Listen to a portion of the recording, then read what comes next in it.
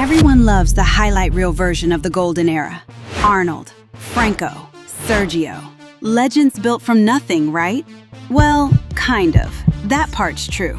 But there's a piece of this story most channels just skip because it's messier than a highlight reel. So today we're doing the full picture. The training volume that sounds almost fake by today's standards. The genetics nobody wants to talk about. And yeah, the substance use this whole era openly ran on. Not to shock you, just to tell it straight, for once. Golden era training wasn't just hardcore. It was brutal, in a way that would probably get you hurt if you tried to copy it cold. We're talking multi-hour sessions. Some guys trained 2 or even 3 times a day when they were prepping for a show. 6 days a week, sometimes 7 leading into a contest. And they weren't just hitting a muscle once. They'd hit chest from the flat bench, then the incline, then the decline, then cables, all in the same session, chasing every angle they could think of. Now stack that against a lot of modern programs, built around doing the minimum effective dose and protecting your recovery. Next to that, the golden era looks almost reckless. And honestly, it kind of was. But that volume was part of the formula. Not the whole formula, we'll get to that, but a real load-bearing piece of it. None of that volume happened in a vacuum. Places like Gold's Gym in Venice Beach basically became a lab for this stuff. Guys trading techniques, arguing about split routines, testing things nobody had written in a book yet because the book hadn't been written. It was competitive in a way that's hard to picture now. You had a room full of guys who all wanted the same handful of pro cards, training next to each other every single day. That pressure pushed volume up and pushed guys to try things, training-wise and otherwise, that nobody was fully checking or regulating.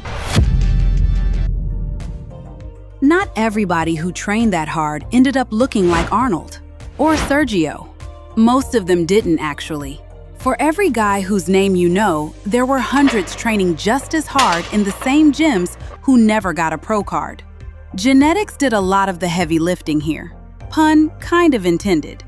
Muscle belly length, tendon insertion points, natural testosterone and growth hormone output, bone structure, how a person's body decides to store or shed fat. All of that varies wildly from person to person, and none of it is something you can train your way around. 2 guys could run the identical program, same sets, same food, same everything, and one ends up with peaked biceps and a tiny waist, and the other just gets bigger, without the shape anyone's chasing. That's not a fun thing to put in a motivational reel. But it's true, and if we're being honest about this era, it has to be said. And then there's the part everyone tiptoes around. This era happened while anabolic steroids were legal and common in competitive bodybuilding. They weren't banned by the FDA in the US until 1990, well after most of the golden era's biggest names had already built their careers. Arnold's talked about this himself, on record more than once, including in his own memoirs. We're not going to get into how much, or any of the specifics. That's not what this channel's about, and frankly, it's not the point.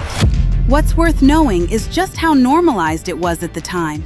It wasn't hidden the way it is in most of today's competitive federations. It was treated by a lot of athletes as just another part of serious training. The point is this: the story where these physiques came purely from hard work and chicken and rice? That version's incomplete. Training volume, genetics, and substance use, all 3 working together, not one carrying the whole thing. And to be clear, none of this erases how hard these guys worked. The discipline was real. We're just not going to pretend the whole picture was.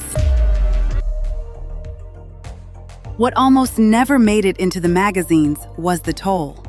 Several golden era competitors have spoken since about serious health problems later in life. Heart issues, joint damage from the sheer volume of heavy training, and long recovery struggles once the competitive years were over. That's not to scare anyone off training hard. It's to point out that the poster version of this era, permanent tans, effortless size, no downside, was never the full story, even for the guys who became legends off the back of it. Golden era guys didn't have creatine. This stuff wasn't discovered for gym use until the 90s. If they'd had it, they'd have used it. There's also a few other gym essentials on discount right now. Links in the description below. So, what do you actually take from all this if you're training now and none of those other variables apply to you? Honestly, more than you'd think. Full body frequency still works. Hitting a muscle more than once a week beats the old one body part a week bro split most people default to. Free weights still work and always will. Having a training partner who won't let you skip leg day still works, and it's still probably the single most underrated thing in this whole era, honestly. What doesn't carry over is expecting golden era results from a completely different set of ingredients. Some of those ingredients most people today aren't using and shouldn't chase without understanding what's actually at stake health-wise. Cardiovascular strain, liver load, hormonal shutdown, the list isn't short.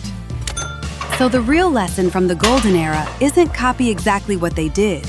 It's understanding what actually built those physiques. Extreme volume, good genetics, and for a lot of guys, substances. And then building your own version around what's sustainable for you. Train consistently, eat consistently, set expectations based on your own genetics, not someone else's highlight reel. Because the guy on the magazine cover was never just working hard, even if that's the only part of the story that made it to print. Here's something interesting. The golden era's whole look, small waist, wide shoulders, that tapered V-shape, actually fell out of fashion in competitive bodybuilding for a long stretch. Through the 90s and 2000s, judging shifted hard toward pure mass. Bigger won, symmetry mattered less, and guys who would have been the golden era ideal started getting told they weren't big enough to place. It's only in the last several years that federations have started scoring for a more classic look again. Classic physique as a division basically exists because enough people miss the exact aesthetic this era built. So, in a weird way, the golden era didn't just influence modern training. It got temporarily erased, then brought back on purpose. A huge part of why we only got the highlight reel version for so long comes down to who was writing the story. Muscle magazines in this era weren't neutral press. A lot of them were owned by or directly tied to supplement companies and contest promoters. Joe Weider, who ran the biggest magazines and also the biggest competitions, had every reason to sell the hard work and dedication version and none to mention anything that complicated it. So the myth wasn't really an accident. It was, in a lot of ways, the product being sold, right alongside the protein powder ads on the next page. That's not a conspiracy theory, it's just how the business worked, and understanding that changes how you read anything from this era, even decades later. Not everyone in this era played along with the image either. Some athletes were unusually blunt for their time, talking openly about the pressures of the sport, calling out judging decisions, questioning whether the whole system was built to reward the athletes or the promoters running it. Guys like that usually didn't get the sponsorship deals or the magazine covers the more media-friendly competitors got, even when their physique stood up against anyone else on stage. It's worth remembering them too, not just the icons whose names became brands, but the ones who told a less convenient version of the story while it was still happening and paid for it in opportunities they didn't get. So the golden era wasn't a myth, exactly. It happened. The bodies were real, the work was real, but it also wasn't the clean story it got sold as. Not the training, not the genetics, and not what a lot of guys were taking to get there.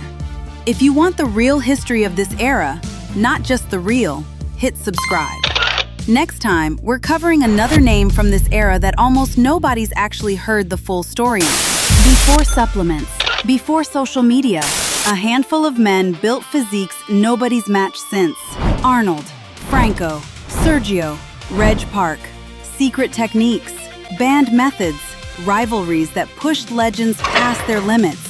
This is the golden era of bodybuilding. The stories, the training, the obsession behind the greatest physiques ever built.